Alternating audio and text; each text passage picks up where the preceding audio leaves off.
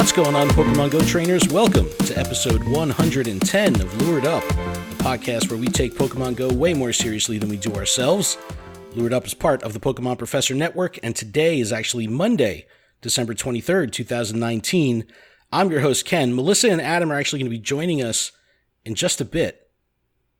But right now, we're joined by Pokemon Master Holly. Hey, Holly, what's up? What's going on? How are you? Hey guys, thank you so much for having me back on the show. It's a pleasure to be here.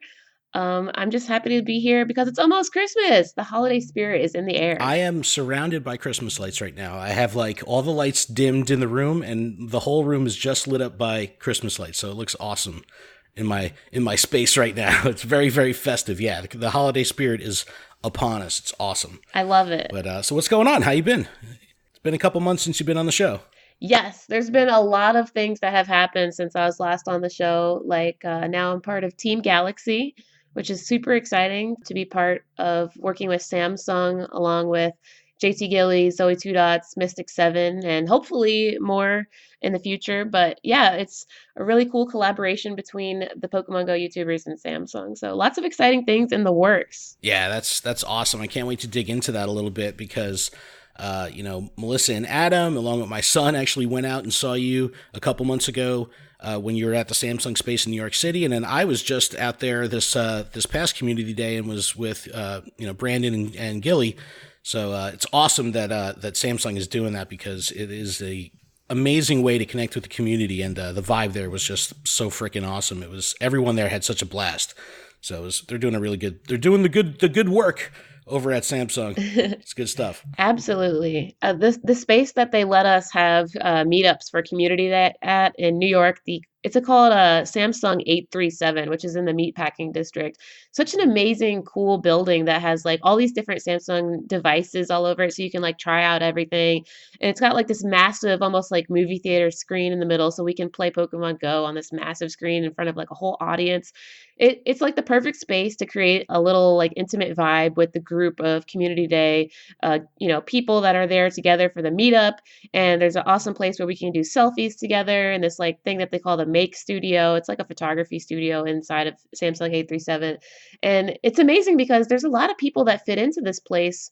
How many people would you say were there at that last meetup with Gilly and Brandon? I mean, at least I don't know how many it was, but I know that the event or the venue itself was at capacity. Like they had every seat was filled, which was really, really cool. But yeah, we were packed in there, but it is an amazing space. Like it is super, super awesome. And, one of the things I thought was really cool is because as I was posting pictures and stuff on social media, Samsung's US, mobile account was interacting with me on social media. They were right in there, communicating with the community, talking about it and interacting. And like people were messaging me and DMing me after like, oh my God, Samsung responded.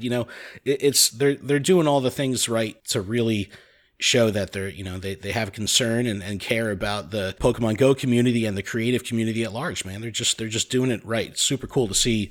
I put it up on Twitter the other day. I go, it's amazing when big brands just get it. You know what I mean? It's not something that you come across very often, that they kind of really just, everything clicks and it makes sense to the consumer, the creator, and the brand itself. It's like, oh man, it's all the synergy there was awesome. Yeah, super cool. Why don't you take a moment to introduce yourself in case anyone in our community doesn't know who you are? Like, let us know who you are, where you're from, what you do, and, we'll get some of that stuff out of the way just in case anyone doesn't know who you are. Absolutely. Well, what's up, everybody? My name is Holly, but I go by Pokemon Master Holly on YouTube, Twitter, Instagram, Facebook, TikTok now. And so look me up. It's PKMN Master Holly. So Pokemon is abbreviated. But I've been doing YouTube for 2.5 years now.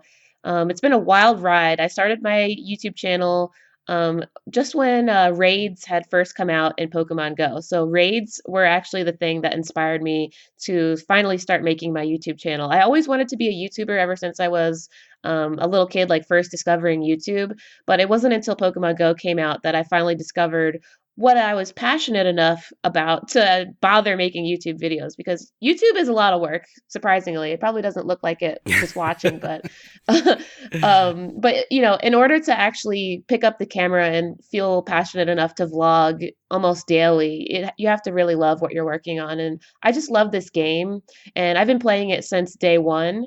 And it's just such a fun game, and I've met so many people all over the world. So that's what I really try to emphasize on my channel, is like the community aspect of the game, about how it brings people together, and you know, how it's honestly more than a game.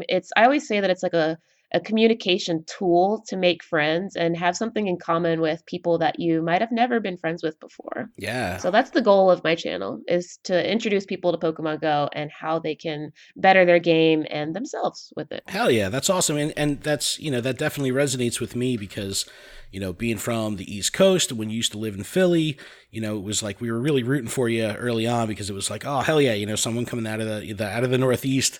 And what I really dug about your content, and what really caught me early on, was you were always on the front line. You were always out there with the people, you know, mixing it up, building the community, literally guerrilla tactics from the ground up. And I was like, yo, this is such an awesome perspective of how to, you know, get people together and celebrate this game, but in this giant community way. And I'm with you 100%. I always say Pokemon is the bridge. You know what I mean? That's the glue that's going to hold us all together, and that bridge that's going to, you know, connect people that potentially would have never crossed paths before. And that's, you know, a testament to the diversity of the community, which is freaking awesome.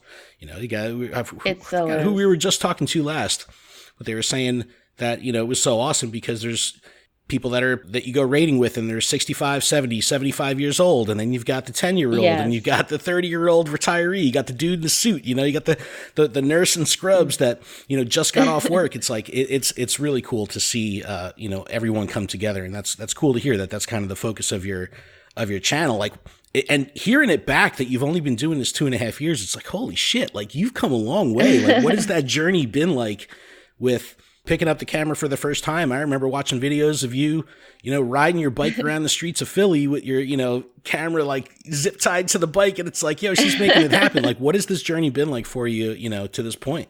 Thank you. So when I started my channel back when raids first came out, I was living in Philadelphia, Pennsylvania.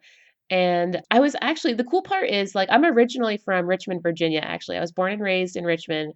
And then I, you know, joined the military. I lived like so many different places. I lived in Texas and Alaska.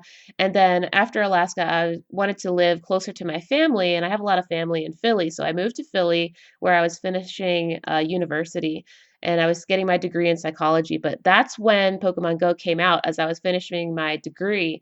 And so when Pokemon Go came out, obviously on a college campus, it was insane. There was people just running all over the place, right, trying to catch Pokemon. It was insane. And of course, in the beginning of the game, we didn't have raids yet. So it was just literally people walking around in masses trying to catch stuff.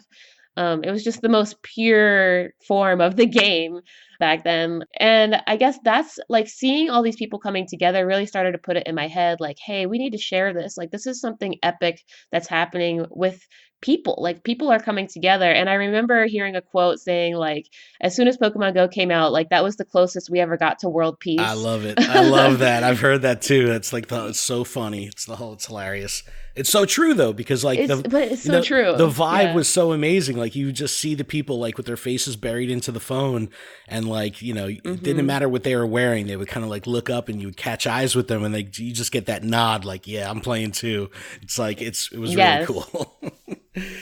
Yeah. Whenever I find somebody who's doing that little swish and flick, you know, with their phone, trying to do an excellent curveball, I'm like immediately like, oh, hey, exactly. What are you capturing? Exactly. It's like Fight Club. It's like, it's cool. You know, I know Tyler Durden right. too. It's like, I love that so much. So with all this happening so quickly, and, you know, from a creative perspective, if you're, you know, other types of artists, whether, you know, you work with physical media or you're into music or anything like that, I mean, 2.5 years from the inception of starting something, building a community, and having the success that you've had over the past 2.5 years, like, that's a short window. And just to pick your brain here, anything that you kind of were super confident about in the beginning that you've learned now has been like completely incorrect? Like, has anything really taken you by surprise in the world of actually creating the content? Definitely. I mean, there's so many. Well, first of all, everything about YouTube is new. Well, okay, actually, technically, this is my second YouTube channel. When Minecraft first came out, actually, not when it first came out, but pretty short after Minecraft first came out, I first had a channel called Crafty Minecrafter, which is still available on YouTube if you want to look it up. Oh, But that snap. was my first YouTube channel. Yeah. So that came out and I was just kind of messing around. Like I said, I had always wanted to be a YouTuber, but I couldn't nail down what my passion was. So I really loved Minecraft, but it just didn't stick for me. And so I kind of trailed off and I think I only got up to maybe like 3,000 subscribers or something because I wasn't like focused on it. I was doing other things at the time. I was still in the military at the time that I made that. So so then I stopped. And then when I found Pokemon Go, I realized like, yes, this is something that I can daily vlog. So I would say to any other YouTubers who are out there trying to figure out like what is that thing that they can nail down that they're really passionate about? Like that's what YouTube is all about. Oh, I went to a YouTube seminar actually that I was listening to a speaker, a really successful YouTuber speak, and they said something that really hit me in a profound way. They said that YouTube isn't really about the YouTuber. It's more about the community that they form. And the channel almost takes on this community aspect. Like any really successful YouTuber like PewDiePie or I don't know, like any Mr. Beast, anything that's like huge, it's not, if you take a look at their actual channel, like, yes, it is about them, but it's also at the same time about the community that they've built and more about the people that they reach with their channel. So, what I noticed works well is that if you have more people included in your channel, like I've been doing with the community of Pokemon Go, it helps people feel connected to the channel. It makes them feel like they're also part of the channel. So I would say to other YouTubers, like if you're looking on having a successful channel, you want to expand it to beyond just you. Like YouTube is not just about you; it's about connecting to others in a way that you can't regularly. So I would always try to build off of whatever community you're trying to build, and no matter what type of YouTube channel you are, there's going to be a community that you can connect to. So just always try to tap into that, I would say. Hell yeah, that's awesome. And the podcast space is very much like that too, because YouTube and video content, as far as from a social perspective, is still so new, with YouTube only coming after the 2000s. But podcasting is even fresher than that, especially when you talk about trying to develop a larger audience. And what makes the podcast community so awesome is that direct connection to the community. And, when you're listening to a podcast, we're pushing this campaign is, hashtag listen while you play, because take us along for the ride with you, as you're out there grinding, as you're out there raiding and playing, we could be in your ears and you could be getting, double dose of Pokemon Go content because you're playing and you're listening at the same time. But that connection of making it seem like, yeah, you're just hanging out in the room with us, chilling out, watching TV and talking about Pokemon Go. That's that vibe that, we strive as a podcast to kind of create. And so that's awesome hearing it from the YouTube space the same way. That, yeah, it's all about the community. It's all about, what you can build. And again, using Pokemon Go as that bridge to bring the people together. Fucking awesome. So super cool. How has your content evolved over time? Like a couple episodes ago, I don't remember who was on, but we were talking about streaming. And I was like, yo, remember when Holly did that 24-hour stream on the streets of Philly? She's like walking in like these shady ass areas at like 3 a.m. I was just like, the only lights are like, random street lights. I go, that is fucking awesome. But how would you say your content has evolved over the last 2.5 years from, what your style was when you first started to what you're doing now? Definitely. I say like in the beginning of it all, I was just kind of like testing to see what would stick and like what was fun for me. So I would just kind of like if I felt like doing a live stream, I would do a live stream because I still like in the beginning I used to grind Pokemon Go until like, 3, 4 in the morning. I would just stay Yeah. up and just be grinding Stardust and trying to get shinies and all that all the time. So I always thought to myself, well, let me just live stream that because I'm going to be out anyway. So I ended up doing some crazy long live streams, just walking around the streets of Philadelphia.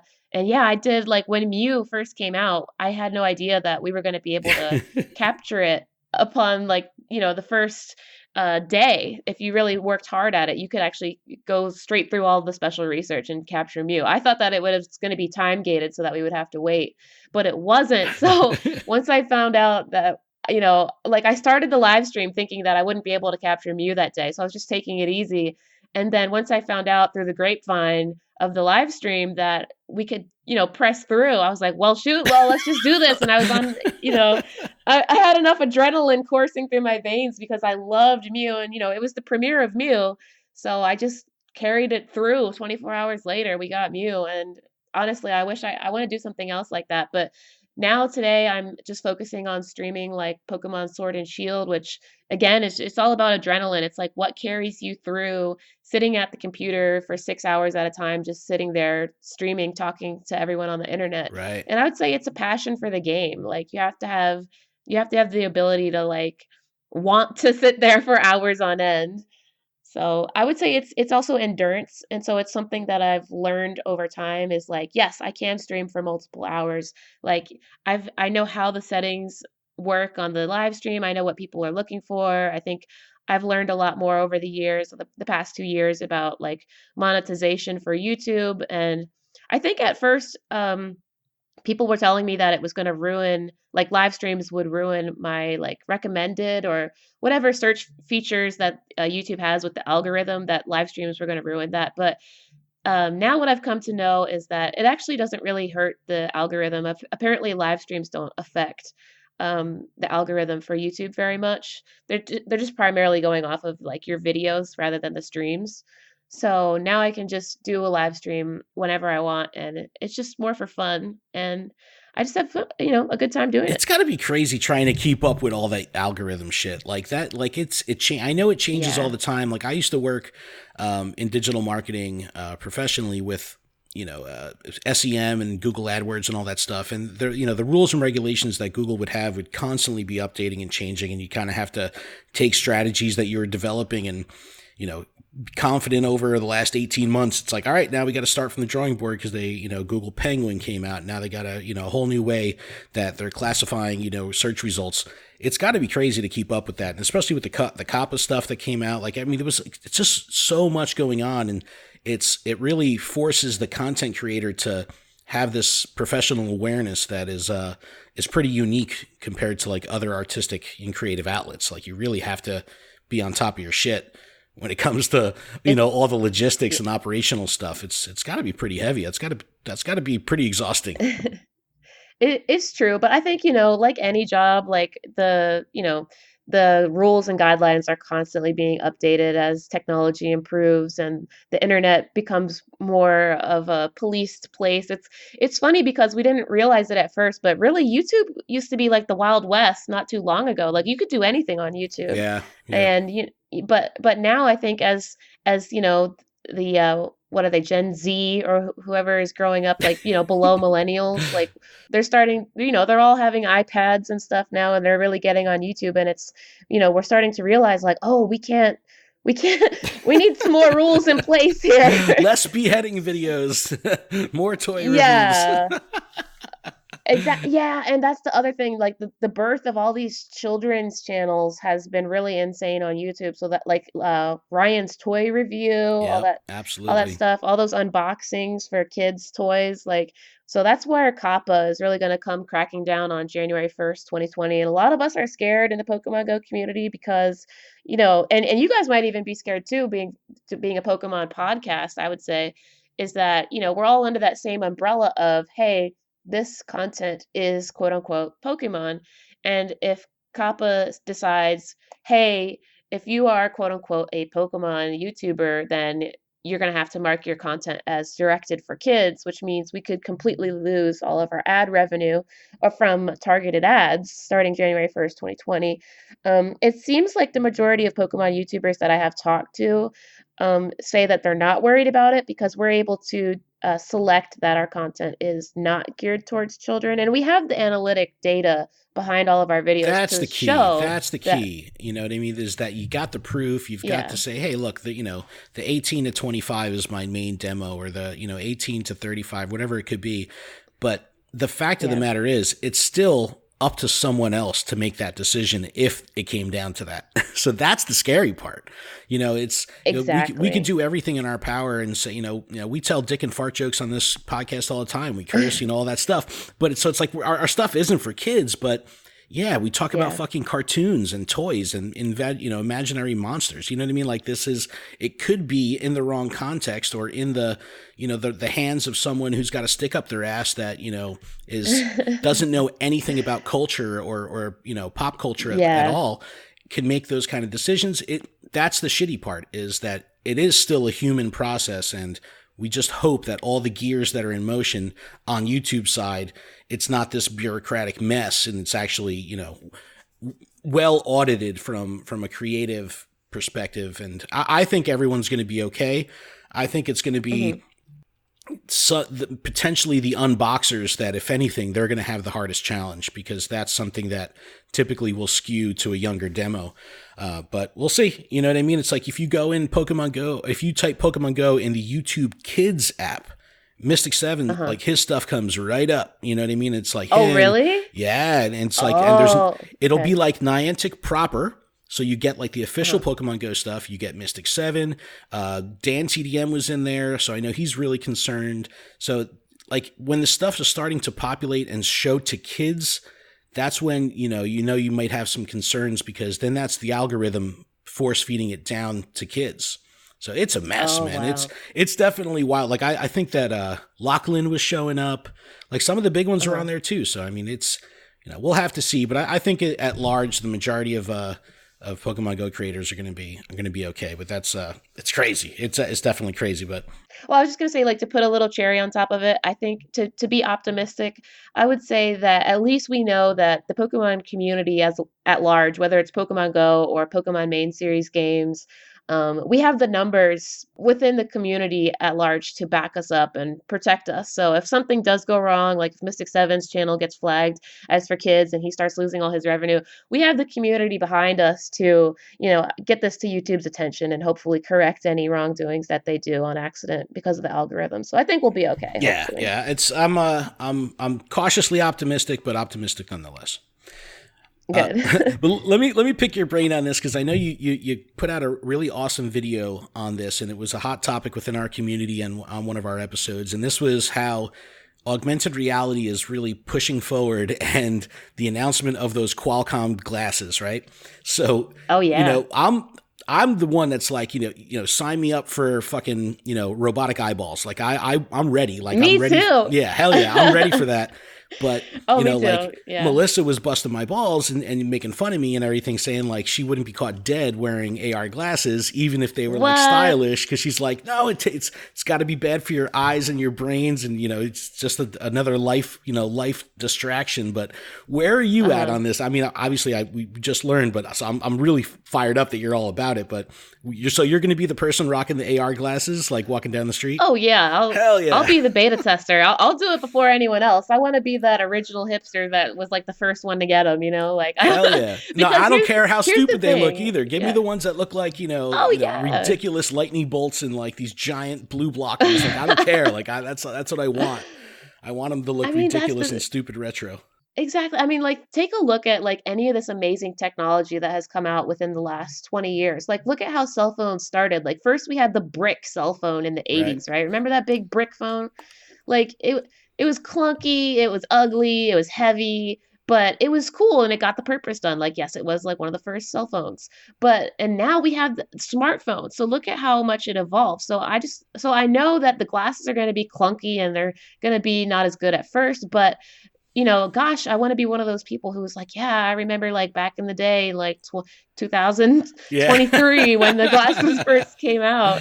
I want that to be me. I think it's going to be much sooner than that, because they're already in production. Like the Qualcomm Snapdragon line has been around for a while, but the Niantic partnership, they're trying to develop one that's going to bring the cost down to make it, open or approachable to the mass market. Yeah, affordable. Yes. But I think this is going to happen, sooner than later. And, probably in 2020 where the wearables are going to start coming, and I'm fucking so ready. Like, sign me up. I want all the stupid gadgets popping off of me and everything like this. I want to like bleep when I back up. It's going to be awesome. It's really going to be amazing. Yeah, Hell and I would yeah. just say, like, to anybody who's like afraid of the future, like there's a lot of people who have like technophobia, like they're worried about the way that technology is going, they're worried about AI, they're worried about just the future in general. And I would say to anybody who's worried about stuff like that, like you have to think about, like, take your grandparents for example. They're usually 9 times out of 10 older people and older generations are terrified of the future because they're already having a hard time keeping up with technology as it is. Sure. So my tip to anybody who's scared of things like that is remember that it's a fear that you have and don't be scared of it. Embrace it and learn it so that way you can be one of those people who adapts to things quickly over time. So that way you won't be left behind because instead of being scared and brushing it aside, you're already ahead of the curve and you're keeping up with everybody else. So whenever there's something new coming out, learn about it, get your hands on it, and don't be scared of the future because the future is only going to make our lives easier, I think. And you can see that's true with all the technology that has come out in the last 20 years. That's an awesome way to look at it, and I think that's a good segue to kind of dig in a little bit to Team Galaxy and how that whole relationship started, because it seems that Samsung is, really bought into AR technology now, and their devices are now including greater AR capabilities. They're getting behind it with their marketing and advertising. How did this relationship start for you and Team Galaxy? Because when I first saw this, I was like, holy shit, this is the first time we've seen a major outside brand come in specifically to the Pokemon Go community and kind of Yeah. bring in that power of that brand. Like, how did that even happen? I agree. I mean, it's insane. I actually have a really cute little story about how Samsung got in touch with me. They sent me an email one day, and when I read the email that like, hey, Samsung is gonna do a brand deal with you, I was actually so shocked that I dismissed it as trash. I was so shocked. And then they kept emailing me, so I thought it was spam.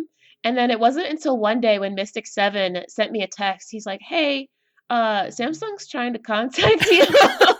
Uh, can you like reply to their email?" And I was like, "Oh my God, it's real." That is so funny. So I was so shocked. Oh my God. I didn't think that Samsung was like gonna pick us up, but I did. I was the first one. I'm proud to say I was the first Team Galaxy member within the Pokemon Go YouTubers to sign on. And then Mystic7 was like right behind me. I think he was like 2 days after me. And it was, basically they just reached out to us through email. I'm not even sure. I need to dig in to see who to thank for that. But I think I need to thank Omar of the marketing team on Niantic. I think Samsung and Niantic have been partnered together for a long time, actually. And something that I can show you guys to point that out is, do you remember that white t-shirt for your avatar that had the rainbow circle on it and it said global goals on it? Do you Yeah, remember that avatar item? sure. You do? So that shirt is actually a collaboration between Niantic and Samsung. So that was like one of their first partnered things that they did. So Samsung had this like global goals like initiative going on. So that's back when they first started working with Samsung. So Niantic and Samsung have been buddies since then. But it's only now that they've been partnered to say like, hey, what Pokemon Go YouTubers can help make us more money? And then here you are now in almost 2020. And I'm excited because I don't know what they're planning on doing with us, but it seems to me to be leading towards the Go Battle League, which is coming out Yes. January 2020. Yeah. Yeah, Yeah. I think that they're going to use us, I mean, like literally as Team Galaxy to take on any competitors, and we're going to have this label of Team Galaxy. And I think it'd be super cool to be part of like an official sponsored team, like, any other athlete. Hell So yeah. I'm looking No, forward to it. I'm really excited about the Go Battle League, and I was going to ask you about the Battle for LA. I know you were there, and you've done a bunch of PvP events. Like, where are you at with PvP right now? Are you playing, or are you just covering it? Like, because this is, I think, really going to propel Pokemon Go to new places in 2020 for sure. Like, are you engaging in actually battling? So originally, like I did all of the first 6 cups that came out, like starting with the Boulder Cup. I did all 6, and then I went to regionals. I did well enough that I went to regionals in Las Vegas, where I live now, and I didn't do so good at regionals. So I kind of had like, my ego beat out of me because I did pretty poor at regionals. So I haven't done any cups since regionals the first time. But I've been to lots of PvP tournaments just to watch and observe and record and make videos and talk to people. Um, And I think like PvP is a very tough competitive area right now with the Sylph tournaments because you're battling with the best of the best players right now. Like people are very serious about PvP when it comes to the Sylph officially ranked cups in their league. And it's, you have to be the best of the best. So I'm going to start training though, because I'm looking forward to Go Battle League. I think it's going to be amazing since with Go Battle League, unlike the Sylph Cups, you're going to be ranked. You're going to be ranked globally against the whole world, and they're going to send you online competitive matches again with people who are of your similar rank. So I think if I can face other people who are of my similar rank, it'll be more fun and more exciting rather than just getting my butt beat by these elite players at a Sylph Cup. No, I think it's going to be way more accessible, and we've said it for a long time. Matchmaking is going to be the game changer because once they introduce that and people can, be on their couch, and in a relaxed atmosphere and still engage in competitive play, game changer. I think that's going to be, it's going to be massive. And it's cool that Samsung, when I went to this last event with Gillian and Mystic 7, they definitely had a PvP focus. They did battles. They put it up on the big screen.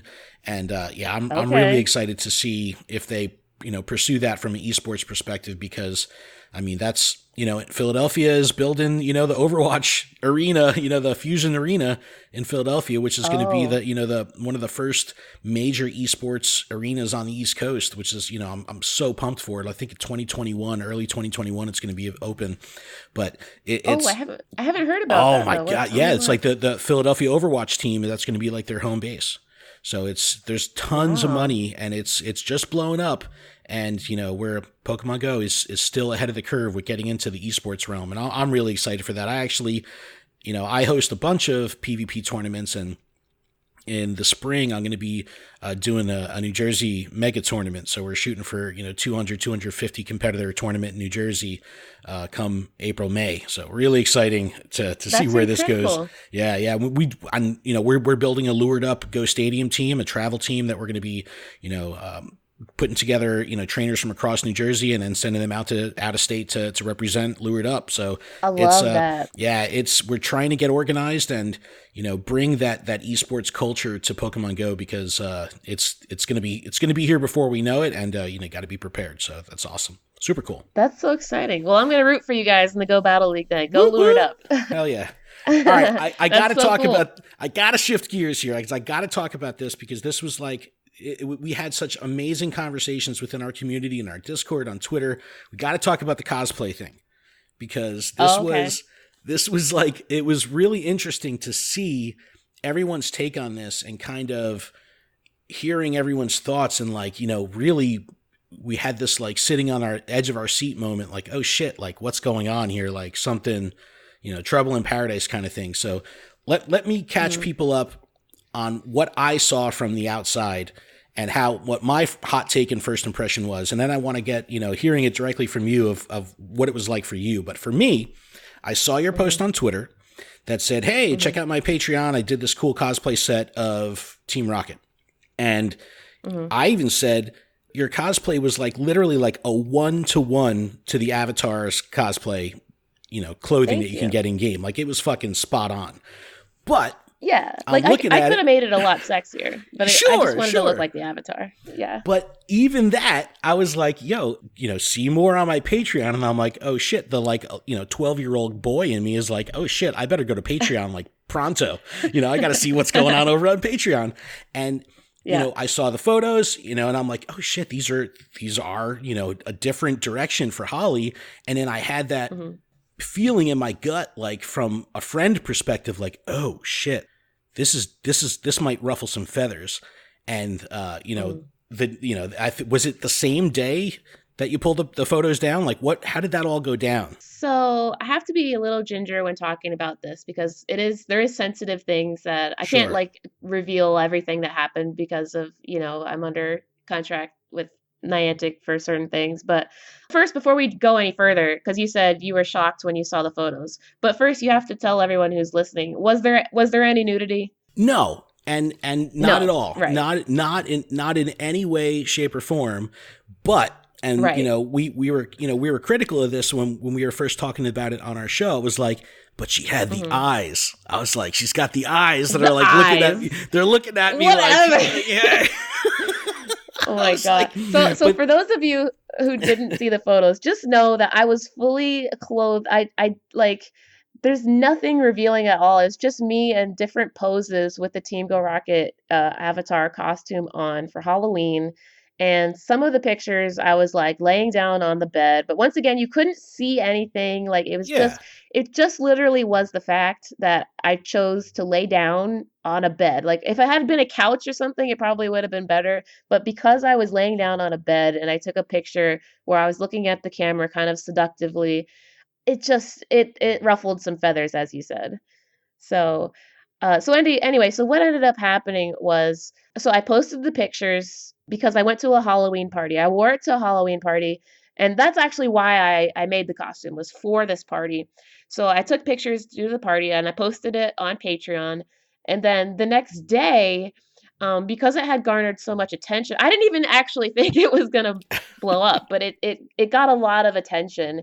And so the following day, I was like, okay, I'm getting kind of nervous because of this, because it did get so much attention. So maybe I should ask Niantic what do they think? Like, I need some guidance, I guess. And here's the part where I have to be very careful about what I say, because I'm actually not allowed to talk about what I talk about with Niantic in close quarters, Yeah, like private you don't even have to conversation go or into whatever. it, but the pictures had to come down, right? Yeah, well, but let me just say that, like, they weren't the ones that told me to take them down.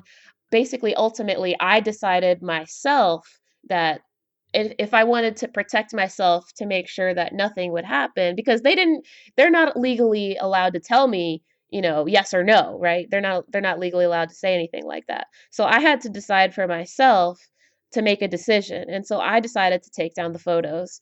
And because I was, in my contracts with Niantic, I have to be, family friendly. I have to make sure that it's appropriate for all audiences. And once again, like the pictures were PG-13, at least in my mind. But, maybe other people who have a more, different mind would not agree with that. So I decided that since, it was questionable and it was a gray area, that I should take them down. So, and of course, eventually, a couple days later, after enough of my Patreon patrons were in outrage about it all, that I put them back. I put not all of them, but the ones that I thought were the most family friendly, I reposted those back on Patreon. So I didn't repost all of them. Like, for example, one of the shots that I didn't repost was like a picture of me kind of like from the back, like kind of showing my butt and then like looking backwards. I didn't repost that one because I thought that maybe that one was a little bit more edgy than Right. the others. So everything was completely my own decision, but people were upset. And they were upset that they thought that Niantic told me to take down the photos. And I think there's a big misconception that happened there, because they did not really officially tell me to take them down. It was my own decision. But by that point, the damage had already been done, and it was too late, because now people were blaming Niantic that I Right. had to take them Sure. down, and Yep. people got really upset. Yeah, it definitely stirred the pot, and it got my community talking, and our Patreon Discord was kind of like buzzing about it for a couple days. We had some really great conversations, and we're like, it's definitely an interesting space that we're in right now, because Pokemon Go, as we know it, yes, Pokemon is a family-friendly company. It's a family-friendly franchise, and Pokemon Go specifically, it does skew to an older crowd. But what we don't see is anything that strays away from that. Like we were, we didn't curse on this show for the first year. And then Melissa, kind of twisted our arms and was just like, yo, we gotta differentiate ourselves and do something different. I think this is what we should do, because we can relate to people a little bit better, and this is who we are. And as soon as we did that, it was like our numbers shot through the roof and our community developed, beautifully. It was like, wow, this is totally different. But there's no one in the space that's doing anything like that. So it bothered me that the stuff came down, because I was like, yo, she's really trend setting here. I go, she's doing something Yeah. that no one else is doing from this perspective. And I was like, it's a shame that that was stifled, but from a professional perspective, I'm like, yeah, but you know, you got to play the cards that you're dealt. You know what I mean? If that's the rules, and you know, you want to make things, you know, keep everybody happy, you got to go with it. So it was a weird situation because it was like we were kind of, you know, rationalizing with ourselves, like, yeah, man, I want to see more of this. I think this is really cool and Yeah. creative, and yeah, edgy. Like I'm down with that. But at the same time, it's like, shit, I don't want to jeopardize any potential relationships, professionally or otherwise, that could come from it just because you want to live on that edge. So definitely weird, but I'm glad Well, to hear that this was like your own thing, because that had to be a very, very yeah. awkward spot that you were in.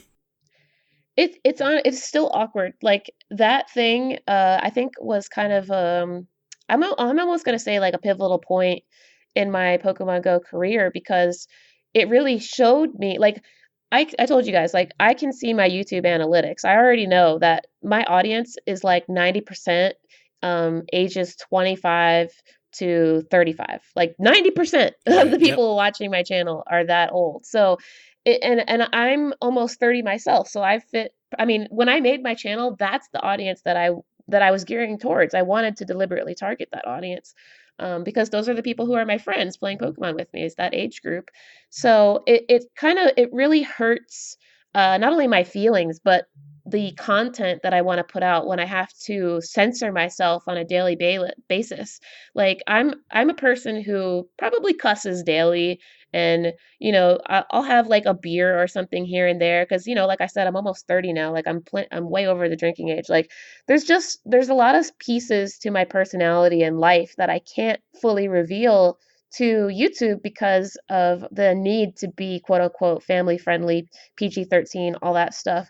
So I'm at a point in my career now where I really need to decide is it of my best interest to stay family friendly or is the audience going to back me up in this and support me because if I can break through of all of these contracts to be family friendly and instead just have the community support and have their, you know, maybe their patronage on patreon.com/PokemonMasterHolly, then maybe I can actually start doing content that will allow me to be myself more often. And I just want to tell you this, which is crazy, that because of that photo set that I put out, I got more patrons than I ever had in that one like 24 hours. I got 400 new patrons in 24 hours because of that photo set. I'm telling you, it's that's where you got to make that decision, because yeah, it's like this is that's got to be so weird, because I mean, believe me, I know people in our Discord that ended up, you know, jumping in there and say, oh, here's $1, I got to see what the hell's going on over here, and you know, but Yeah. they've always supported you, but now they're,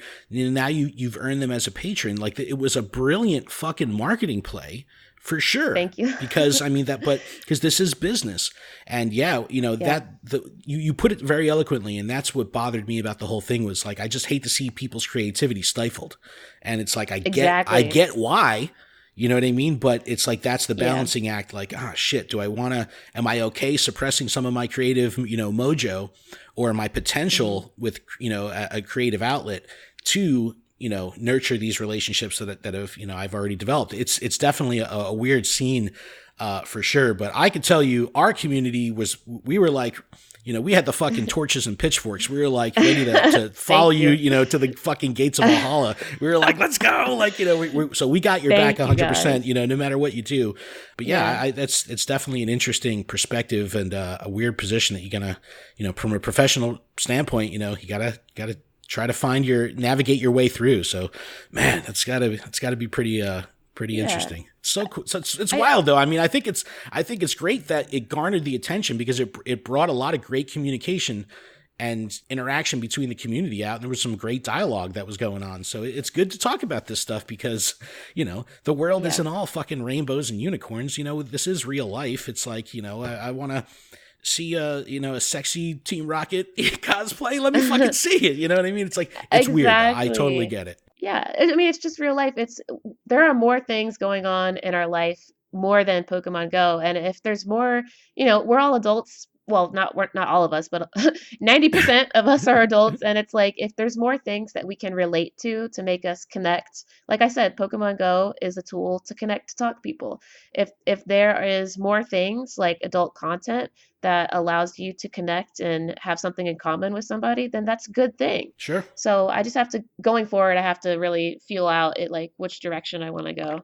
Yeah, that's interesting, and it'll definitely be fun to follow your journey here, because it's definitely interesting, and whatever you decide to do, like I said, we got your back. But yeah, that kind of leads up as we wrap up here. Going into 2020, any professional goals, personal goals? You going to continue to travel? Absolutely. I love traveling. I'm currently going insane right now. I've got like cabin fever because I haven't been traveling this month really. Like I've been to Long Beach a couple of times, but I really miss like just going to somewhere that I have never been before. Like I'm kind of spoiled now. Like I've been able to travel so much thanks to this Pokemon Go career and the community, building me up and flying me to these places. And it's like I have this insane wanderlust. Like I'm just constantly like, oh my God, I want to look up a place and like throw a dartboard and go there. So I can't wait to travel cool. more in 2020. Anywhere you want to go specifically? Any place you haven't been yet that's like, you got your eye on? Absolutely. I've never been to Hawaii, so I'm dying to go out there. Hell yeah. Yes. Hell yeah, that'd be awesome. Definitely. Oh, cool. Awesome. And yeah. All right. Well, Holly, thank you so much for coming on the show. I'm so glad we were able to connect and hook up, man. And it's just, you've got a great story and a great journey that you've been on. And it's definitely been very entertaining and fulfilling to kind of watch you progress and grow. And, I'm looking forward to everything that you do in 2020, and whatever it is, we're going to support you 110%. Why don't you let our community know where they can find you? And of course, links everywhere that you can find Pokemon Master Holly will be in the description, but anywhere that we should send our community specifically, or any shouts, plugs, anything you want, go for it. Absolutely. So you guys can check me out on YouTube. That's my main bread and butter. It's Pokemon Master Holly, PKMN Master Holly, HOLLY. So that's my YouTube. I've also got Twitter, where I do lots of good information I usually put out on there on Twitter, and Instagram and Facebook and TikTok now. I haven't really started with TikTok yet, but I'm going to get on that in 2020. And I just want to say thank you guys so much for listening to this podcast. And thank you so much to Lured Up for having me. And I wish you guys lots of success in 2020 as well. Let's make it the best year ever. Hell yeah. Sounds good. All right, everybody else, we're going to take a quick break. When we come back, I'm just going to splice in where we did our recording last night. And we'll have Adam and Melissa back on the show in just a second. Other than that, Holly, thank you so much again. And we'll definitely see you out there on the grind pretty soon. Thanks again for coming on. Thank you, everybody. All right, we'll be back right after this. I play Pokemon Go every day. I play Pokemon Go. On today's show, guys, we are going to make sense of this buddy adventure because it's here. It's freaking fantastic. It's exceeded my expectations by a lot. So I want to get your take on it. And I know Melissa doesn't understand how the thing works. Adam, I know you said you've been playing with it, but you don't really know the stuff. Yeah, I guess dude. I just don't understand what it means. I get like the only thing. We're gonna break the whole thing down and make sense of the friendship meter, the emotion meter, like all that kind of stuff. Some of the stuff is given to you right in front of your face. Some of the stuff is a hidden statistics. So it's a little bit of a pain in the butt, but we'll break it all down with a full guide on everything. We got a couple bits of miscellaneous news, a couple emails, and then we will wrap up with a Virizion raid guide and battle party. Whoop. Whoop. Whoop.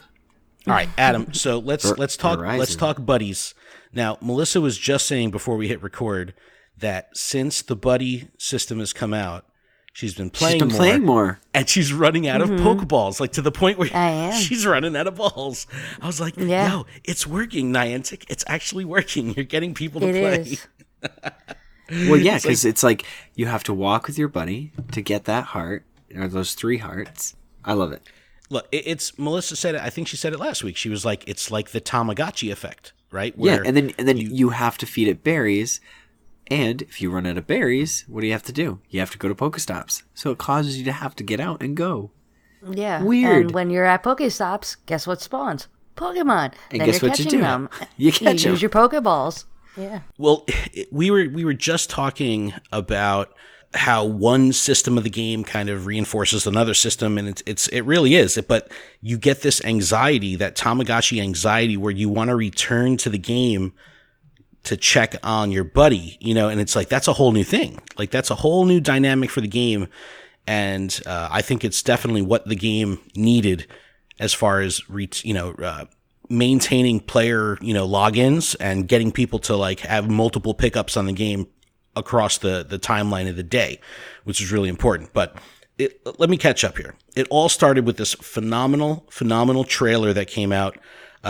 Super, emo style. Like, they really go for the feels of telling the story of a young boy who meets Squirtle as a plushie, and he falls in love with Squirtle as his best buddy and kind of grows up with Squirtle. And then they show him, like, I guess, post-graduation of college. He picks up his cell phone, and he's got Squirtle as his buddy, and it's like this beautiful story. I cried my ass off. I was sitting on the toilet one morning, and before I knew it, I'm crying on the turlet. And I know you guys were too, so don't lie to me. Complete Squirtle Squad moment there. Oh my God, that could be a weird meaning when you say you're sitting on the toilet though. But taking a Squirtle, just doing a little Squirtle here. As Melissa stays silent. But no, okay. Yes. The full buddy system is here. I'm loving the hell out of it. I have here written in the notes that it is a new daily gameplay loop with so much room for activities. And it's really the truth. There's a lot to do here and a lot to kind of make sense of. And what Since I like this has about come out, I have battled every single day with one of the team leaders, which I didn't normally do. See? It's making you do shit. It's making you do shit that you would normally, pass over because it's causing me to want to take pictures of my buddy in different ways. They fucking nailed it. They fucking nailed it. Yeah. And PokemonGO Hub put together a fantastic guide on how the buddy system works. And then I'm going to kind of talk about a fantastic video that Trainer Tips put together that breaks down how the emotion system works. So let me. Can I just have my hot take real quick? Go ahead. What's your hot take? I don't know if Smeargle can photobomb you, but if not, that needs to be implemented. That is the only thing I think needs to be implemented into this, because instead of taking pictures normally, when it takes forever, you could be taking pictures of your buddy and adding that into that factor. You know what? I wish I knew you had this question beforehand so I could have looked this up, but I haven't seen anyone talk about Smeargle coming into a And I've been taking pictures like not just one or two. I've been taking like multiples. I'd imagine though, because when you complete the photo set, it looks just like your normal AR plus, or AR photo session. So I bet you it can be, man. I bet you it totally can be. Me and Deeps took like 500 pictures. We did that shared photo thing, and it was really, really fun. It was a little difficult to navigate and get them both in the same like shot, but I mean, I didn't see Smeargle in all the pictures, and she didn't see Smeargle in all the pictures. You got to remember though, so. if Smeargle's going to show up, it's going to show up in the first photo of the photo set. So if you keep the photo set open, yeah, but we took them in and out because we were repositioning them. Yeah. Okay. Well, we'll have to see if you guys see Smeargle in any of your buddy adventure pictures. Let us know. But I'm sure this is still pretty fresh. So coverage will continue over the next couple weeks of really honing in and dialing in on how these systems actually work. Well, I just know that there's somebody listening, and that they have the ability to make that happen. So if you hear this, make that happen. And maybe because you're taking a photo of your buddy Pokemon, that there's a chance to get a shiny Smeargle. Ooh. Oh, snap. That'd be hot. Just saying. It's tinfoil hats. Again, coming from PokemonGoHub.net, this is a fantastic guide. And it talks about the buddy friendship. Now, take notes here, folks. Buddy friendship is different than your buddy's emotion. So we're gonna hold off on the emotion part. We're only going to talk about your actual friendship levels, which kind of visually in the game, they look like your friendship levels of your regular friends list. 4 circles with hearts that ultimately will fill in as you're completing tasks. And, as the bubble fills in, boom, you've reached the next tier, and it works just the same way. So this is how you can earn hearts. Hearts are going to be what the buddy levels are based off of. You can earn 10 hearts per day per buddy, and you can swap your buddy out 20 times a day. So there's a lot that you could do here. There's a lot of gameplay. So the 10 hearts that you can earn a day, this is how you can earn them, and this is for every Pokemon. By walking 2 kilometers, you earn 3 hearts. So if you walk a total of 6 kilometers, you're going to get 3 hearts over the course of the day. So you can earn up to 3 per day by walking. Then feed your treats, feed your, snacks 3 times a day. You give them three berries, like regular berries, you'll get a heart. When that depletes down to 0, you feed them again 3 berries, you get another heart. So you can do that up to 3 times a day. We're going to get into a little bit more detail in a minute. Each bar of the berry meter will decay after 30 minutes. So once you fill your bar, just hold off for a little while, it'll go away, and then you can refeed again. Golden Raspberry, instead of being 2 bars, it gives you 3 bars. So an hour and a half worth of decay for Golden Raspberry. All right, moving on. The play. So this is the cute little Pokemon Refresh style thing. You just bring him out in AR, pet him on the head for a little bit. He gets all happy. Boom. You've earned your heart for the day. Battling, just like we were just talking about. The battling encompasses any way you could battle. And we were doing this wrong last night, Melissa, but you don't even have to actively battle with them. They just have to be in the party. Like we were putting our buddy in position 1, just letting him get wrecked by the team leader, Pokemon, and then just, finishing up at the bottom 2. You could just put him in the 3rd position and never bring him out. As long as he's in the party, you'll get credit for battling once per day. So there's your 1 heart. Taking a photo, this is the easiest thing. When you're doing the play and you're rubbing it on its head, just take the photo, boom, you're good. And then finally, this one's bugged right now, so I don't know when this is going to get cleaned up.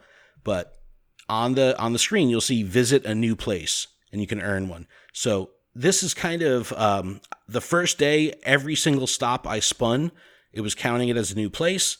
Some people were spinning gyms. That was counting as a new place. So I'm not sure if this is going to be bugged where it's or fixed to the point where it literally has to be a haloed Pokestop, which will make this very hard because I don't ever, on a daily basis, I'm not play outside your normal area. Right. It really forces you to go out, but it might be a little bit too far removed from a normal daily cycle. So it's kind of weird. So we'll have to see how this one kind of pans out. All right. So now how we were talking about friendship, you have the 4 levels: good, great, ultra, and best, just like your, PvP style, friendship stuff. When you get 1 heart, you reach good. That's what's going to allow your Pokemon to show up on the map with you and also let you see the emotion. We're going to get to the emotion in a minute. That's like the little smiley face that you see. Now, remember, 10 hearts a day. When you reach 70 total hearts, so let's say you do every action you could possibly do with that Pokemon for 7 days straight. You earn 70 hearts. You reach great friends. Then you start getting perks, and this is what makes this interesting. Your Pokemon can help you catch a Pokemon. So if you're in the catch screen, right, you throw a Pokeball, and the Pokemon swats it away. Apparently, your buddy will catch that rebounded Pokeball and throw it back towards the Pokemon. So it kind of like gives you a second throw per ball if the Pokemon swats it away. I haven't seen a video of this. I'm only going off of PokemonGO Hub's report. Also, your Pokemon can give you presents like berries and potions. So they're actually going to bring you consumables, which is really cool. This is why they increased the freaking bag space, because now you need to start hoarding berries. Yep. All right, now we're up to Ultra Friends. 150 total hearts. You can start to see the grind here. Now you can get souvenirs. Your Pokemon will bring you souvenirs, which are, I think there's like a dozen or so different graphical assets of these random little things. We were talking about it last week. Earrings, piece of beach glass or, beach glass or something like that. All these different things, they're only decorative. You can keep them in your inventory or keep track of them. They don't do anything. It's just cute ways to bond with your Pokemon. And then the Pokemon can also alert you to an interesting Pokestop. And I don't know what this is going to reward. If you go to that Pokestop and spin it, it's going to give you additional rewards. But it will. This is going to be one of the interactions you can do with your Pokemon once it hits Ultra. And then finally, the big one. Best friends with your buddy. 300 hearts. You're going to get the CP boost, permanent CP boost on that Pokemon of 5 levels. So like if you're level 40 and you have your Pokemon maxed out at level 40, and then you hit this best friend level, your Pokemon will actually be at the CP level of like a Pokemon that's level 45. All right, all the 100% Pokemon going up in style. Exactly. Or picture Pokemon that at 100% are still well under the 1500 Great League tier or the 2500 Ultra League tier. Like a Dustox. You can pump up another 5 levels worth of it, keep it still underneath that limit, and now you have a pretty significant advantage. So it'll be interesting to see how this rolls out with Sylph. But we have these methods to earn hearts and what the hearts go to. So are you guys following me here on how the hearts work? Yes. It's a lot of love. Okay, so this is where it starts to get interesting and the Tamagotchi thing comes into play. This is really fun. Now we're going to talk about the emotion, right? The actual affection. So the goal here is to get your Pokemon excited. Huh? Nothing? No? Giggity? No. Giggity? Okay, No, so you want to get your Pokemon excited, right? To get it to the excited emotion, which is going to be the highest level of emotion, you need to earn 32 emotion points, right? Emotion points are different than hearts. This is where it gets messy. Okay. The game does not keep track visually for you of how many emotion points you have. So you kind of have to keep track either in your head or just go by the current emotional state of your of the Pokemon based on its little smiley face. So it's kind of weird. You can earn emotion points just like you can earn hearts by doing the same types of things.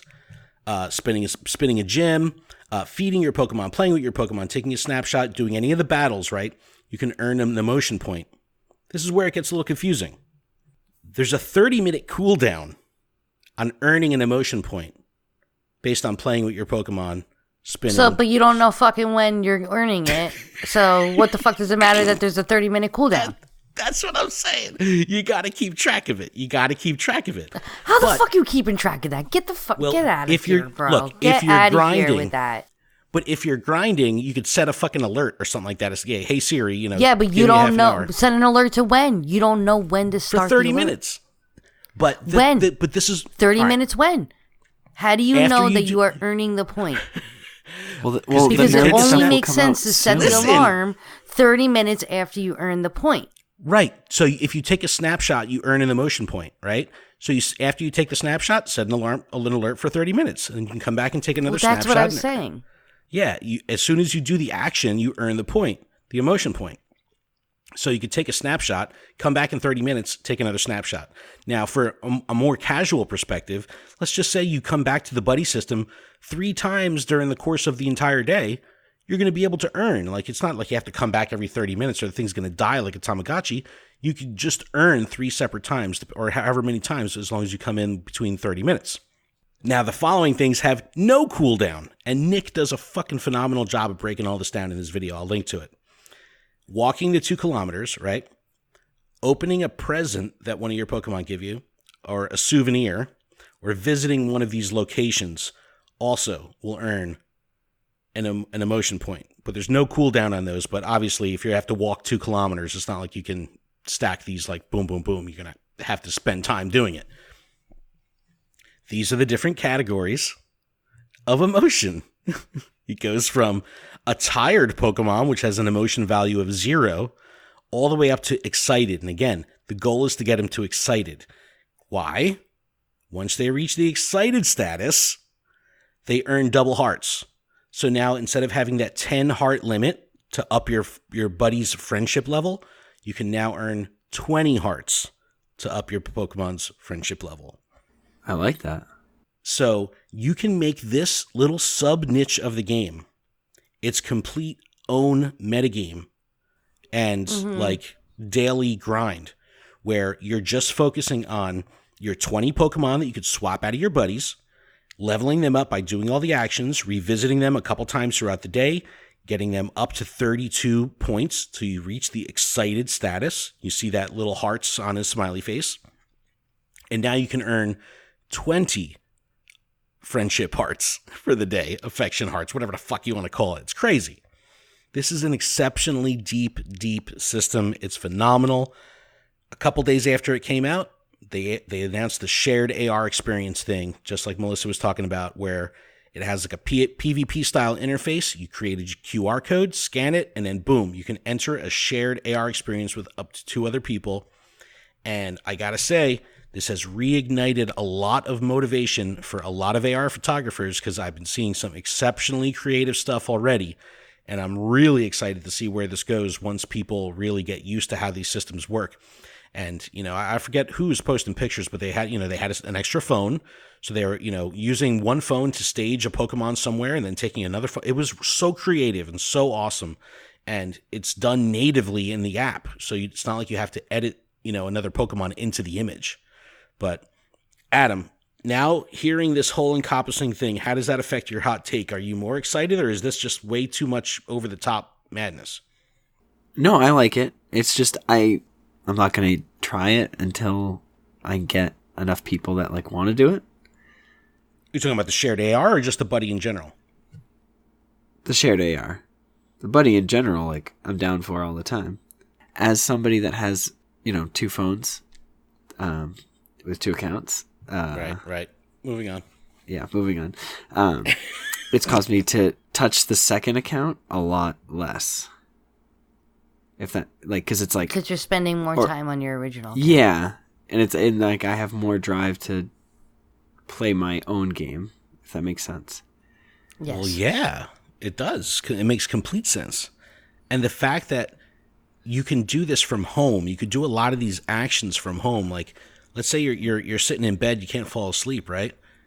You can pull out the phone and choose 20 different buddies, and with each one, take a snapshot, play with it a little bit, give it some berries, and move on to the next. That's a lot of gameplay. Like, that loop can take you, I don't know, that's actually a good little play test there to actually see all the stuff that you could do, obviously not walking, you know what I mean, but all the stuff that you could do from your house, how long that would take to get through 20 Pokemon worth of leveling all those, getting all those hearts in. That's a lot of gameplay. I think it's a lot of gameplay. That is a lot of gameplay. Are you just doing Delibird right now? Like, do you have 20 Delibird buddies? No. I just have the one that I've been walking because he already has so many kilometers under his wings. Yeah. Yo, it's the funniest shit. We're sitting on the couch the other night, right? Melissa's doing trainer battles, and she's like, "It's not fucking working." She's like, "I don't understand. It's not working. It's not working. It's broken. It's broken. It's broken." She was getting all frustrated. So then I tried it. It worked fine. She was doing battles with the wrong buddy. It forces you to rename. You have to keep. It's hard to keep track. Yeah, because I was just like, I just fucking when it came live, I got so excited. I just picked any Snorlax, and I was just like, I just need to see it, and instant regret because I swapped buddies, and then I tried to swap back, and I was like, fuck, I don't know which one it was. Yeah. Well, because if you don't walk with it, you don't put any mileage. Yeah. You just got to. You got to rename. You got to rename. That way you can toggle through them quickly and just get all your buddying in. I just figured out a little bit of not a cheat, but a quick way to earn your buddy treat hearts. If you swap out your buddies, the second you swap out your buddy, it depletes their berries, so you can just go right back in and give them the 3 berries again, and 1, 2, 3, get those 3 hearts right out of the way. That's a good call, because the only way to get a heart from the burying process is if you go from 0 to full. So if it decays halfway and then you refill it to the top, you filled up the hunger meter, but you're not going to get that heart because it didn't come from 0 to full. So that's a good point. Actually, that's a good little pro tip. Also, every time you swap a buddy out, you're resetting its emotion meter. So you got to really? Yeah, not the friendship level. Friendship level is something static that'll always stay depending on your total but you lifetime. don't know what that emotion meter's at, so it's well, you have to so then you can't. So you have to sacrifice. So you can't. But you got to learn the emotions. Yeah, I'm actually torn because if they get to a certain emotion and then you swap them out, they're gonna lose it. Well, no I'm shit, torn because they're not going to be happy anymore because you put them back in your fucking book bag. Right, and then now I'm upset because I've been walking the same Delibird forever, and then we're going to have Delibird coming out, and I have to swap him to the shiny one so I don't miss a Delibird. Well, your emotions... imagine having... You got to remember, though, your emotions and hearts and everything reset at the end of the day. So it's not like you're ever going to be a day behind. Oh, really? Because everything resets at midnight. So, so this is another thing. So you only have one day to get your Pokemon completely excited? Yes. Giggity? I don't like it. Well, that's the thing. I'm never going to get my guy completely excited. Why? I don't know, because I don't know how long it's going to take me, and I don't ever have prolonged amount of time to play. Well, the thing is, if you can do things like, if you do every one of the really quickie things, spinning a gym, feed, play, and battle, that's 4 points right there, right? So if you only got to get to 32, visit the game 8 times during the day, do those things to earn you 4 points, and you're in. And then you reached excited. So it's like I'm at 6 points right now, and all I see is a little tiny normal smiley face. All right, so this is the way that it's tiered out. So tired, 0 points. Dull, 1 point. Normal, 2 points. Happy, 4 points. Smile, 8 points. Fun, 16 points. And then finally excited, the full 32 points. So you kind of have to learn what the smiley faces are, so you can see how far along the process you say, okay, he's got the smiley face on. I know I at least have 8 points, but not yet 16. So I'm somewhere between 8 and 16 because the fun face hasn't come out yet. So you kind of have to learn these things as you go. But I think this whole system is phenomenal because it just gives you such a long and dedicated way to interact with the game in a completely new way. Like you could do it solo. So it's just fucking awesome. I think it's phenomenal. Absolutely phenomenal. Yeah, like I said, it's made me do things that I don't normally do. Oh, and when you did we talk about the ribbon? When you get to best friends, in addition to that CP boost, your Pokemon gets a ribbon. So, this is a whole nother subcategory of people that are going to be trying to fill out, their decks with ribboned Pokemon. It's gonna be awesome. It's gonna keep people fucking busy and engaged in the game. You can't go wrong. Now, this shared AR experience I was saying before, they put a really awesome developer insights blog up on Niantic's site. I'll link to it in the description. It kind of goes into the thought process behind, what the developers were thinking when they were creating the systems. And there's a quote here that I pulled that is worth talking about here. So let me read this directly from the developer insight blog post. All right, it says, quote, "The experience of buddy adventure goes beyond the AR experience. You see your buddy on the map. Your Pokemon is growing up alongside you. Your Pokemon can help you in Pokemon encounters once you reach a certain buddy level, which really makes you feel like your Pokemon is there to help you. It creates a special feeling. You and your buddy have a real partnership," end quote. I feel that. Like, it's like I keep going back to the game, not because I just want to catch a Pokemon or do my normal grind bullshit. It's like I'm checking on my buddy, and it's like nothing's fucking happening to it, but I'm compelled to go back. Like, I don't know. I think they did it right. They nailed it. Snailed it. Snailed it. All right, guys, couple bits of miscellaneous news before we take a quick break. I don't think anyone saw this coming. Shiny Gibble released. Like, what? Where did this come from? Like, people thought it was a joke. 10K eggs. Didn't get anything. I saw somebody on freaking Instagram trying to sell one. I was like, what the fuck? The black market. I was like, are you kidding me? No, man, that's the real shit, yo. But no, seriously, it's so terrible with Pokemon Go black market stuff because you have to give people your login credentials so they can trade it to you. It's like so fucking sketchy.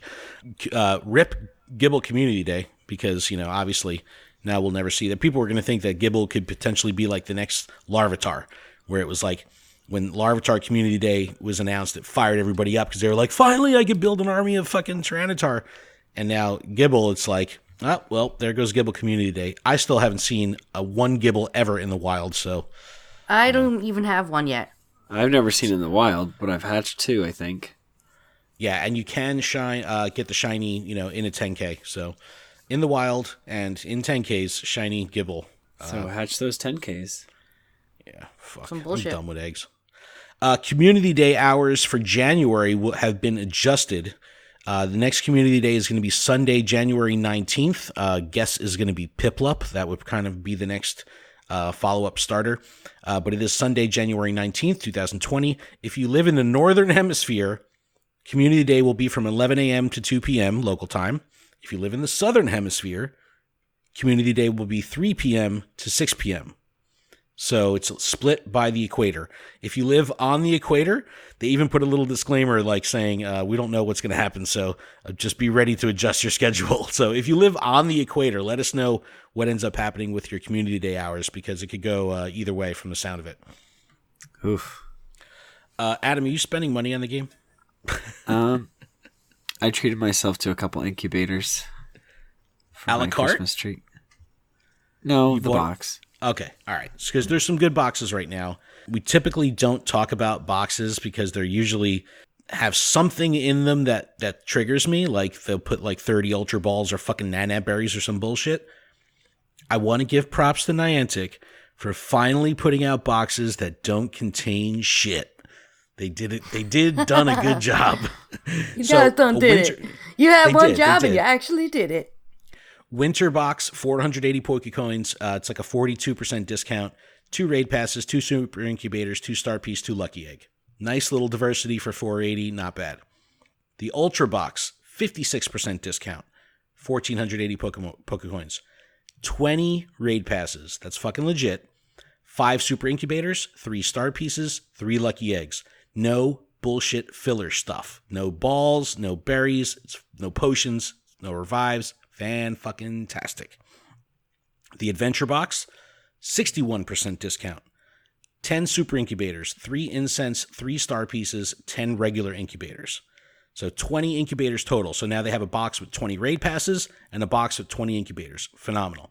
Then I think they did this once before. They have one called the Beginner Box, and rather than have it with Pokecoin currency, it's just a 99-cent purchase, which is interesting. 1 raid pass, 1 super incubator, 1 lucky egg, and 30 Pokeballs. The Beginner Box, 99 cents.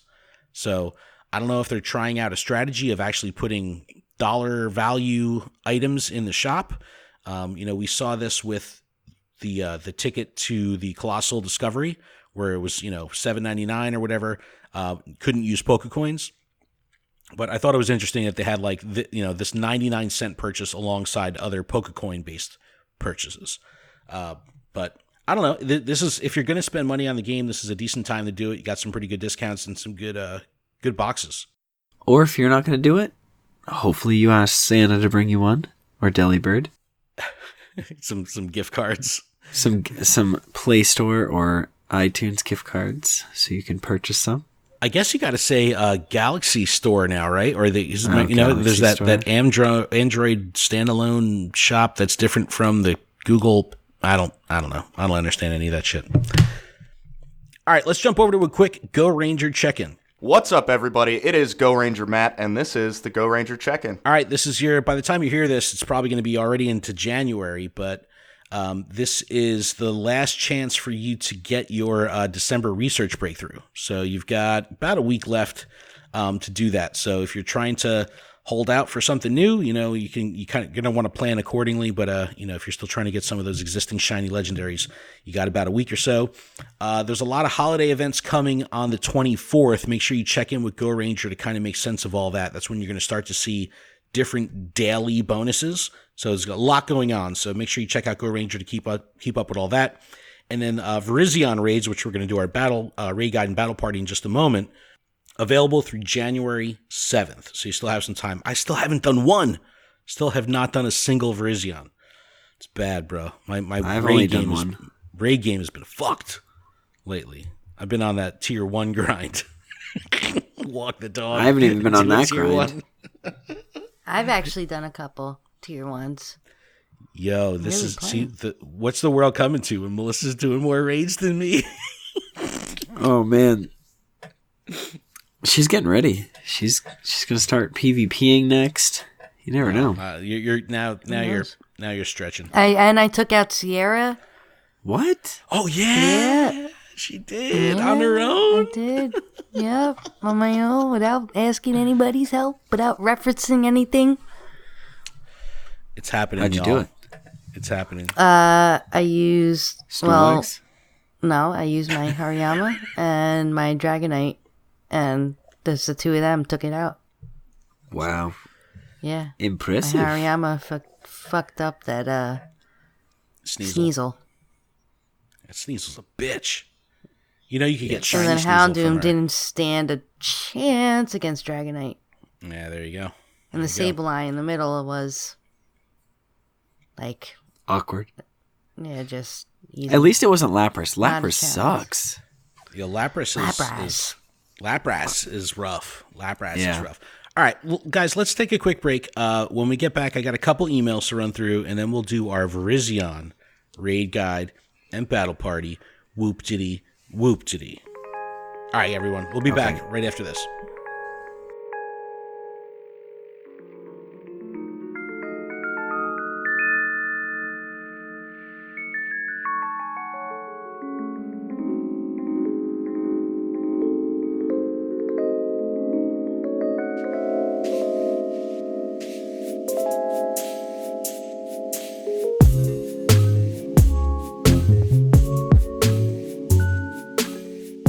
And we're back from our break. How was that, guys? And we are still back from the break. Welcome back. All right, no, seriously, Rotom Again, has we taken have come over. back we are to entertain you and back. talk to y'all. We are back from our break Podcast Rotom in the to house. talk about Pokemon. going on. All right, we're back from our break. Jeez, wow, guys are. Whoa, jeez, what just took over I don't my know. mind? I don't know. matter? All right, little housekeeping really quick before we get to the back half of the show. This podcast is powered by Patreon. Please check ours out over at patreon.com/PokemonProfessor, where you can support this show for as little as $1 a month. $1. That $1 will get you access to our patron-exclusive Discord, which is a fantastic place filled with fantastic people. It sure is. And I want to give a huge shout-out to our show supporter tier patrons: Brittany, J, James, Matt, M. Pitts, Terry, David, Chris, Sydney, Bacon L, The Noise, Harry, PokeNavBot, Purple Pancakes, Dem Gears Be Bangin', Lady Goobly Meat, Go Ranger Matt, The Phoenix, Baker Boy, Jolt Switch, Alex, The Illustrious Overseer, Jason, Matt from Kentucky, Paul, Justin, Val, Monica, PJ, and new for this week, Jay Turner from Trainer Decks. Thank you guys welcome, Jay. incredibly much. We've had Trainer Decks cooking in our Discord for quite a while. It's an awesome service. I know the people in our Discord really enjoy it. Check out Trainer Decks. I'll link to it in the description. If you have a Discord server and you want to make it a little bit more fun, check out Trainer Decks. Huge shout out to our executive producer, Paul Bott. If Patreon isn't your thing, there's still a few other ways you can help us out. If you're listening on YouTube, you can subscribe to the channel, hit the like button, turn on notifications. And if you're listening via a podcast service like Apple Podcasts or Stitcher, you can take a moment to leave us a review. All right, guys, we got a couple emails I want to run through really quick. Got some good stuff in here. Emails? We got some emails. First one is from Dave, a.k.a. Buckeye Fitzy. Says, hey guys, I'm a listener and Pokemon Go player who happens to be an attorney. I'm a content creator for several podcasts, including a legal geek segment for the Current Geek Show, in which I break down nerdy and law topics the best I can for the common man. He goes on to say, I decided to do one of my weekly segments on the YouTube COPPA situation and pragmatically what content creators should expect, and based on my experience dealing with the FTC as an attorney. He said, short answer is the sky is not falling. And then he linked to the segment on the show. I'll put that in the description. So if you guys want to check out Dave and Buckeye, or also known as Buckeye Fitzy, and what the segment he did for the Current Geek Show about COPPA, I'll link to it in the description. Dave, thanks so much for writing in. I can't wait to hear this. I can't wait to check it out. Melissa, I think this one is kind of directed to you. You want to read this next one? Sure, no problem. I could do that. This is from the Green Coat. Says, love the show. Just started listening. There's a lot of good info on the show. The only thing I would fucking like is if all you fucks didn't, for fuck's sake, cuss every fucking other word. Other than that, a wonderful podcast to listen to. Much love. Thanks, the Green Coat. That's a fucking awesome email. That's a good one. And Yeah. And then For fuck's sake. For fuck's sake. And then finally, we got one from Brandon. It says, hey, what's up, Lured Up crew? Just wanted to tell you guys how hyped I was to see Ken in Mystic 7's video. I've been a long-time listener, but honestly never see what you guys physically look like very often. I'm literally going through my social media and adding you now. Haha. I started listening to you guys around the beginning of 2019. You guys have seriously grown on me. You become a weekly staple of content I listen to at work, and I love your passion for both the game and your craft of podcasting. Even without guests, you guys have such a good dynamic and great chemistry. Keep up the content, Brandon. Thanks, homie. That was great. Yeah, thank you so much. Nice. Yeah, we love doing this. Nice. So nice. Aw. All right, guys, we're going to do a little raid guide and battle party here for the deer, Virizion. But I like him. He's cool looking. But what kind of battle party? My son has a friend sleeping over tonight. So rather than risk waking up two 11-year-old boys around midnight by whooping, which before the podcast they were rambunctious. Yeah, I had to fucking lay the law down. Yo, you went in there. It's been crickets since then. So I don't know what you said. Maybe I don't mess around. Chloroformed him or something. But no, it's called mom style. Hit them with that mom power. So we're gonna take a ride back to Chicago at Monk's Pub for our podcast Mareep Up to handle the battle party duties. So guys, take it away. Battle party! Woo! Woo! Battle party! Woo! Woo! Yeah! All right, guys, we are going to be taking a look at the raid guide and battle party info found on g2g.media, our guest from last week. Fantastic. If you're looking for raid information, they bring together all the recommendations from both PokeBattler, GoHub, and GamePress. You can toggle between the sources, and it shows you the list of recommendations that each of those sites bring, all in one page. Fucking phenomenal layout on the site. Virizion is a grass-fighting Pokemon, boosted in sunny and cloudy weather. It is weak to Fairy, Ice, Poison, Psychic, and double weak to Flying. Guess what I'm bringing? Fucking flying Pokemon. You can duo this thing. Oh, you know what? I'll read this word for word as how I have this written in the show notes here. I wrote, you can duo this thing, you slackers. So get out there and fucking duo this thing. Honestly, if there's a legendary that you've been, trying to short man, and this is a great one to jump on because its stats are not terribly, too scary. 39,601 CP as a raid boss, 192 attack stat, 229 defense stat, 209 stamina. Very average defense and stamina, lower than average attack. So you guys could do this. 100% catch, Melissa's favorite numbers to remember. Level 20, 1727. Level 25, 2159. Again, magic numbers for Virizion, 1727, 2159. Remember that. It can learn the movesets. Fast moves, it can learn Quick Attack and Zen Headbutt. Charge moves, it can learn Leaf Blade, Close Combat, Stone Edge. Just watch out for the Stone Edge. Everything else, not too bad. All right, best counters. Remember, double flying weakness. So you're going to see a lot of flying here. This is one of the things I really like about this raid guide here. Moltres, right? We've always used Moltres for many, many situations. Now you have a double flying moveset Moltres. Moltres with Wing Attack and Sky Attack. Next on the list, Rayquaza. Again, double flying moveset. I have plenty of fucking Rayquaza. They all have dragon movesets, so this is cool. Air Slash, Aerial Ace on Rayquaza. Honchkrow is on the list, Peck Sky Attack. Unfazant, which is P-Dove's final evolution. It's like a fancy pigeon. Air Slash, Aerial Ace. Mewtwo is thrown in there for good luck with Confusion. Psystrike as a good psychic attacker.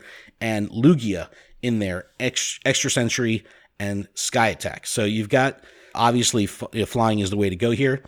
So I'm going to bring two Moltres only because I just don't have a lot of flying Moltres here. I have one Rayquaza that I spec'd out for flying, one Unfazant because I've never fucking used it before and why not. I have one good psychic What's Mewtwo. an Unfazant? Unfazant. And one Lugia. So I got two Moltres, one Rayquaza. I think it's Unpheasant. One Pheasant, one Mewtwo, one Lugia. Now, I'm going to have to, in advance, I want to give props to Melissa. This was probably her most thought-out battle party in the history of fucking doing battle parties on this show. I'm very proud of you, Melissa, for this one. Thank you. I am too, actually. I went for one of every type. So I have a dragon flying, so I'm bringing my Dragonite. And for the psychic flying, I'm bringing Lugia. For my ice flying, I'm bringing Articuno. For my poison flying, I'm bringing Golbat. For my fairy flying, I'm bringing Togekiss. And because I love him, I bring Snorlax. This was really cool. This was actually really cool and creative because you're maximizing any potential for dual types here, and in some of the cases, you can still retain stab. Like with the Golbat, you can have a flying fast move and a poison charged move. You're still getting stab, and you're still super effective. And in your flying case, you're double effective. So it's this was a really good one. I'm very proud of you for this one. This is probably a really strong party. Thanks, buddy. And let's see. I see. Sometimes I do play Pokemon. Something's happening. Something's been in the water lately. I don't know. Melissa's starting to get back into it. It must have something to do with the buddy system. But Adam, are these all 100%? Come on. No, so it's just the first 3 are 100%. And I just changed all of the moves and used all of my charge team. No, I didn't use all of them, but I used one charge move on one charge TM on each of them. I have Extrasensory and Sky Attack on my 100% maxed out Lugia. I have Air Slash and Hurricane on my 100% maxed out Pidgeot. Yo, Pidgeot's legit. Yep, and I have 100% fully maxed out Altaria with Peck and Sky Attack. And then I have like a 90 or above. I have 2 Moltres and a Rayquaza with Aerial Slash, or Air Slash, and then Aerial Ace, and then 2 Moltres with Wing Attack and I would Sky feel Attack. so guilty doing any more than that with like specking out more Moltres with Sky Attack. You know, it's weird. Come at me, bro. But that's good. So you've got diversity in here. I like the fact that you have Pidgeot and Altaria in there, bringing up the non-legendary ranks. Hey, they're birds, right? I really kind of wanted to bring Rayquaza, but my Rayquaza's I only have one, and he's bullshit. It probably has dragon moves he's too. Just fucking so bad. Yeah, but it's as long as you're not duoing it, you're gonna be fine. I know, that's why I'm bringing snacks at the end. Oh, God. Always that one. What was I doing? I was raiding the other day. What was I raiding? I don't remember what I was raiding, but there was a fucking Wobbuffet in the raid. It was a legendary raid, and there's a Wobbuffet in the fucking raid. I'm like, what the... what? There's always that one person. Somebody wanted to see their Wobbuffet. They love Wobbuffet, and they just wanted to see him fight that legendary. Yeah, well, this was Lugia Ho-Oh weekend, so I don't know if anyone got out there. Did you guys do any? I didn't do any. No. I didn't do shit. But yeah, this is a good chance if you got a good Lugia over the weekend, use it for Virizion. But guys, I think we did it. We did a show. Holy wow, we did. It's Christmas in a couple days, everyone. I can't wait to end. No, I'm so hungry. I have waited this entire podcast to Adam go was make talking tacos. about these fucking tacos since before recording. He's setting everything up in the kitchen, so as soon as he hits stop, he can run ready to go. Ready.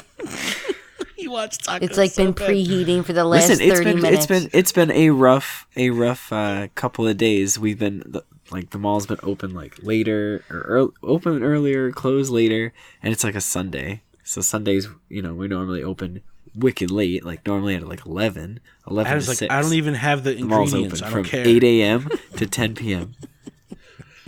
Gotta get your tacos, bro. I would like. And I'm like, I don't have lettuce, I don't have cheese, but I have like squeezed cheese stuff. So I mean, it came with it. So it's like a Taco Bell kit. I don't know. I'm just going. You're going for it, bro. I'm so hungry. If you got a so kit and you got meat and you got something to wrap it in or rice to put it on top of, you're golden. You don't even know how many times I've had just fucking instant mashed potatoes because I'm like, yes. It's fucking. Oh my god, those are like a staple. Yeah. Like, is this Melissa a food podcast now? Gotta Melissa taste made it all. Dinner the other day, she made mashed potatoes. I go, do me a favor, however much a serving is. I go, just do it times 8. I go, just make all of them. I did. I made like a fucking 12-person serving. It was an entire pot. Of you just get the potatoes. big bag. It serves 8. It was awesome. It was so a giant witch's brew. All right, everyone. Thank you so much for checking out the podcast. Oh, man. Let me run through these links here. Yeah, and listen, guys. Go catch Delibird. Save some for me. okay? Because I want it to. Yeah, still on the get 24th, a lot of shit is going to start happening in the game as far as events. So make sure you check up with Go Ranger to stay on top of all that. But you can get our Secret League pin at the Secret League store. Please support us. Check out that store. Do that. Those are so cool. Email us info@luredup.com, just like we had a bunch of emails today.